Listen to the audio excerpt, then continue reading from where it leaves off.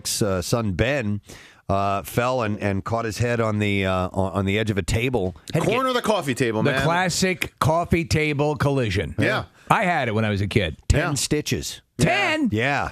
Whoa. That's a big gash. 10 stitches, 2 internal ones. And Did that get you down to the skull? It got you down to the skull, Steve. Wow. I could see a skull.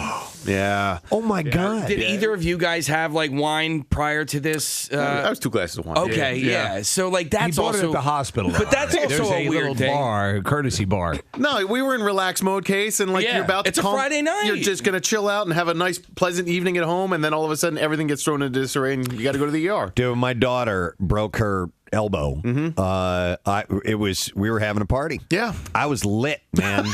I had plenty to drink that night. Fortunately, my wife had not. Daddy's going to take you to the hospital. So, and don't worry. so we didn't know that My dad is a doctor. we didn't know that her arm or her elbow had broken, and so His dad is Preston. I need to know how you repair a kid's elbow that got broke.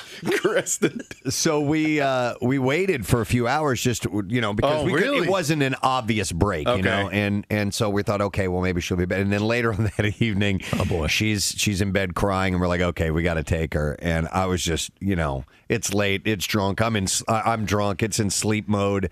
And we just had to get up and go, and that sucked, man. Yeah, Going to the ER buzzed sucks. I just want to let you all know this is not an abuse situation. I did not hit her. Just to clarify. That is, because I've been into the ER with my children a couple of times, and that's always going in the back of your head. It's They like, think you're an they abusive think parent. I did this to my kid. Hey, and oddly enough, when I went to get my vasectomy, this was pretty wild. When they were consulting me, one of the nurses or somebody, one of the medical staff was chatting with just me in the room before the procedure and asked me, and I guess they have to do this, if I was the victim of any kind of abuse. Wow. Huh. So they take that you're moment. being extorted to get a vasectomy? No, it has nothing to do with the procedure. I think it's standard procedure, standard hospital procedure that when you are alone with the patient, that they ask you this question as to whether or not you're the victim of some kind of abuse, no matter what you're in for.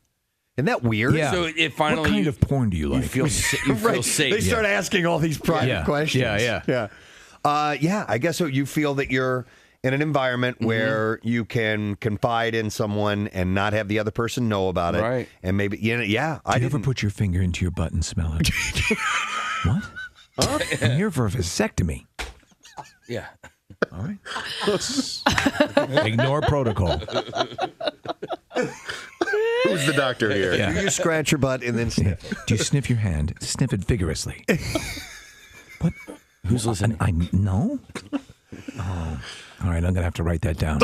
So, yeah, I mean, obviously, and I wonder what they do, like Nick, for, Ben, they wouldn't ask, he's too young. They wouldn't ask him privately, have you been abused? But, so they didn't ask him that, they didn't ask us that, at least not to our knowledge. But They asked Jackie Bam Bam for some reason. They called him. I don't know. Who is this? What? Fingers in the... I don't smell... What?